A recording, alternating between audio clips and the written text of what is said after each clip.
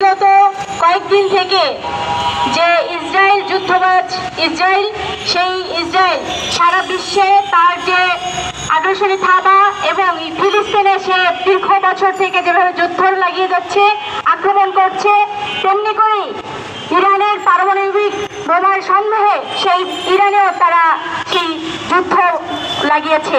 আমরা দেখছি যে কিভাবে করে মানবতার বিরুদ্ধে তারা অবস্থান নিচ্ছে। আজকে সেই আমরা দেখছি ফিলিস্তিনে লক্ষাধিক মানুষ এত বছরে তারা জীবন হারিয়েছে। গত 2 বছরে 50,000-এর উপরে নারী শিশু সহ জনতা জীবন দিয়েছে। আজকে আমরা দেখছি যে এই যে যুদ্ধ লাগানো হচ্ছে তার পিছনে মদত দিচ্ছে আমেরিকা। গতকালকে আমরা দেখেছি যে ট্রাম্পের যে যুদ্ধনীতি, সেখানে আমরা দেখছি তার মদতে সেখানে কিভাবে করে যুদ্ধ অস্ত্র সেখানে যাচ্ছে ইসরায়েলে। সংগ্রামী বন্ধুগণ, আমরা বলতে চাই আজকে মার্কিন সাম্রাজ্যবাদ সারা বিশ্বে প্রাকৃতিক সম্পদ লুণ্ঠনের জন্য সারা বিশ্বে সাম্রাজ্যবাদী আক্রমণ আগ্রাসন সেটি চালিয়ে যাচ্ছে, যা মানবতা বিরোধী, যা সকল দেশের সার্বভৌমত্ব যে রক্ষার যে আন্দোলন তার বিরুদ্ধে তাদের অবস্থান।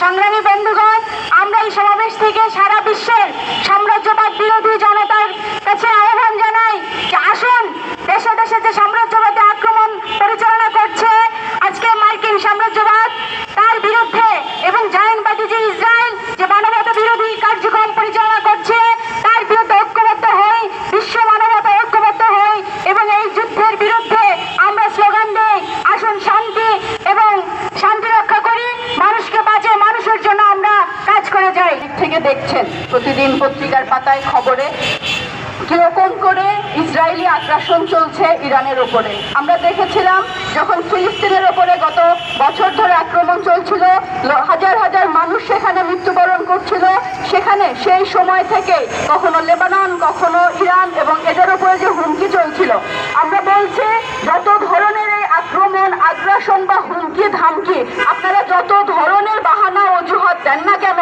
বিশ্ববাসী খুব ভালো করে জানে মধ্যপ্রাচ্যের ওপর, মধ্যপ্রাচ্যের খনিজ সম্পদের ওপর, মধ্যপ্রাচ্যের তেল সম্পদের ওপরে একচ্ছত্র অধিকার, একচ্ছত্র আধিপত্য প্রতিষ্ঠার জন্য এই যে যুদ্ধ, যে জায়নবাদী আগ্রাসন আপনারা লাগিয়ে রেখেছেন, তার উদ্দেশ্য কি?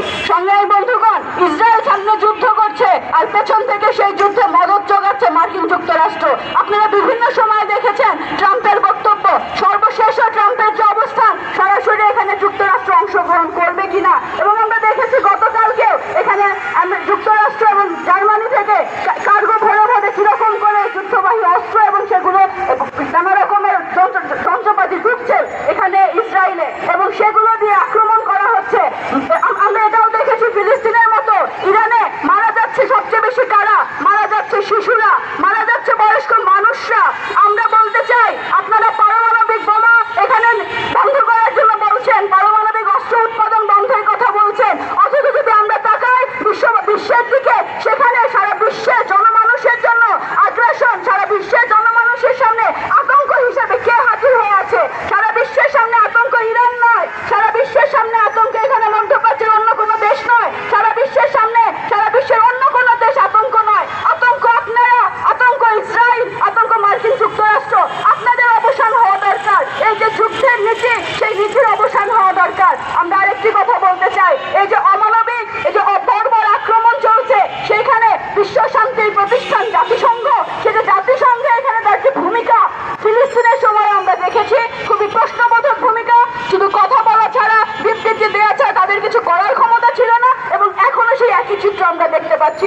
আমরা আহ্বান জানাই অবিলম্বে জাতিসংঘ থেকে এই ইসরায়েলকে বহিষ্কার করতে হবে এবং ইসরায়েলের যে প্রধান সেই নেতানিয়াহু একজন খুনি, হত্যাকারী, অবিলম্বে তাকে বিচারের আওতায় নিয়ে আসতে হবে এবং অবিলম্বে ইরানের উপরে আক্রমণ বন্ধ করুন, ফিলিস্তিনের উপরে আক্রমণ বন্ধ করুন, মানুষের মুক্তি, মানুষের জীবন, সেই জীবনকে নিয়ে